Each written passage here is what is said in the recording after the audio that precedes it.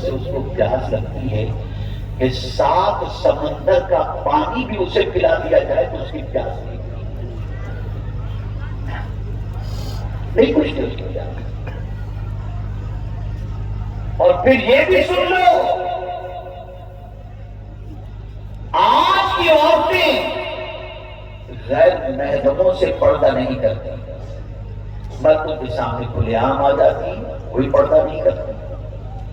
لیکن جب میں مخدومہ زوجہ حضور سرکار مفتی اعظمین علیہ رحمہ کی حیات طیبہ پڑھتا ہوں تو آپ تک رہ جاتی ہے. ہماری مخدومہ، ہماری پیرانی ماں ان عورتوں سے بھی پردہ کرتی تھی جو عورتیں بے نمازی ہیں، ان عورتوں سے بھی پردہ کرتی. اور سیدنا غوث ثقلین رضی اللہ تعالیٰ عنہ فرماتے ہیں بے نمازی مر جائے تو اسے مسلمانوں کے قبرستان میں نہ دفنایا جائے.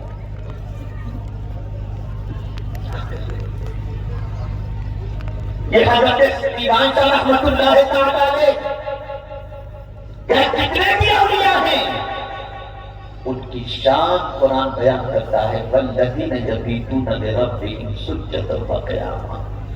ان کی راتیں سجدے اور قیام میں گزرتی تھی. مسلمانوں، جس ولی کی عقیدت میں یہاں پر حاضر ہوئے ہو، ذرا ان کے نقش قدم پر بھی تو چلنے کی کوشش کرو.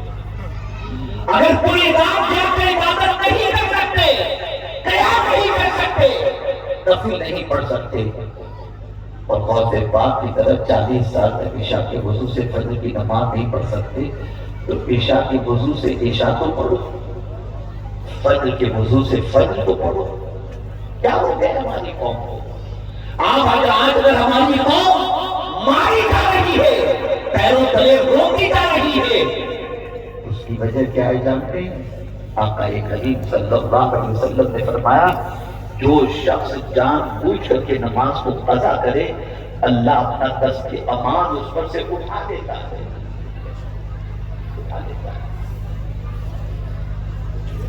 جانا بہت ہے، اور جانے کے بعد بھی نماز رکھی گئی، خوشی کے موقع پر بھی نماز رکھی گئی.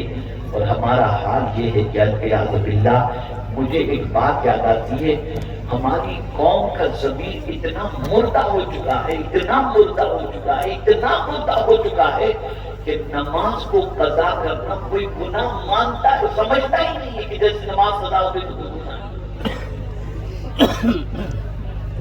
ارے قضا نماز تو اپنی جگہ پر.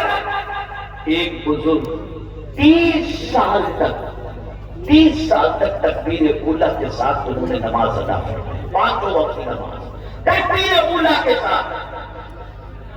ایک دن فجر کی نماز میں جب پہنچے تو ایک رکعت چھوٹ گئی.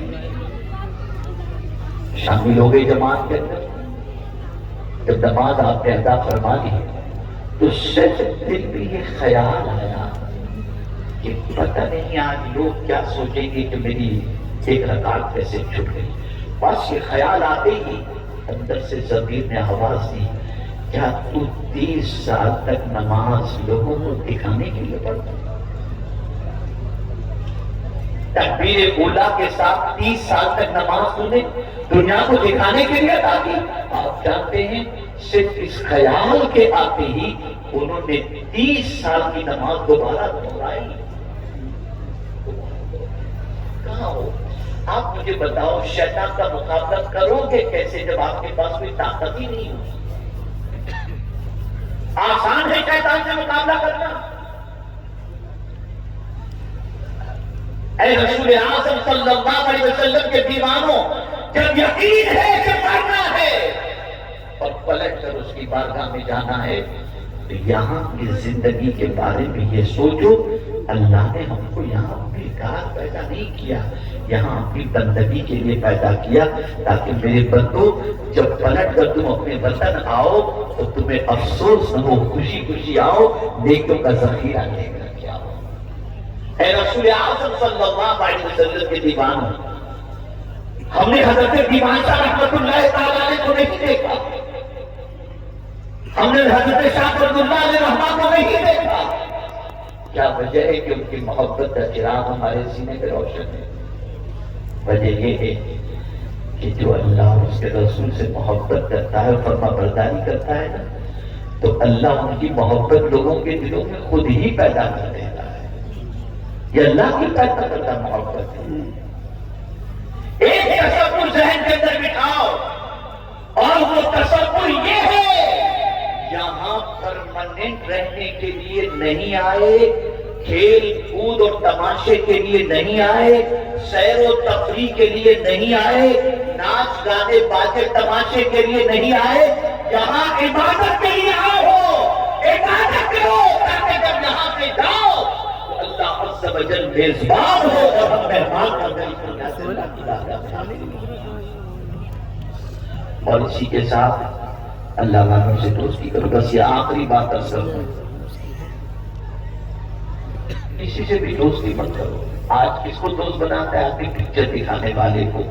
میری بہنوں سے بھی گزارش کروں گا، میری بچیاں بھی یہاں پر آئی ہوئی ہیں، بہت غور سے سنیں.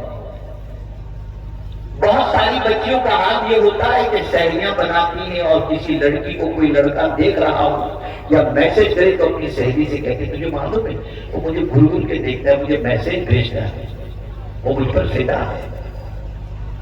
اور پھر اس کے بعد یہ درمیان کا واسطہ بن کر گناہ کی طرف بڑھنے والے بن جاتے ہیں. میں ان سے پوچھنا چاہتا ہوں، ذرا سوچو، ذرا اندازہ لگاؤ، اللہ کے رسول صلی اللہ تعالی علیہ وسلم کی بارگاہ میں اس قسم کی خواتین کیا جواب دیں گی؟ کبھی سوچا آپ نے کہ خود کو کنیز فاطمہ کہتے ہو اور خاتون جنت رضی اللہ تعالی عنہ کو یہ کہتی ہوں کہ میں جب اس دنیا سے جاؤں تو میرا جنازہ بھی رات کے وقت لے کر نکلنا تاکہ کوئی غیر محرم میرے جنازے کو بھی نہ دیکھ سکے. ذرا سوچو اے رسول اعظم صلی اللہ علیہ وسلم کے دیوانوں، سہیلیاں ایسوں کو بنایا جاتا ہے جو گناہ کی طرف سپورٹ کرنے والی ہوں، دوست ایسے کو بنایا جاتا ہے جو گناہ کی طرف سپورٹ کرنے والے ہوں. بس ایک واقعہ، دوستی کتنی اچھے لوگوں کی دوستی مفید ہوتی ہے اور برے لوگوں کی دوستی کتنا نقصان پہنچاتی ہے. بس اس ایک واقعے کو میرے نوجوان بچے غور سے سماعت فرمائیں، سب سنیں، لیکن نوجوان خاص طور پر ایک شخص کا، ایک بچہ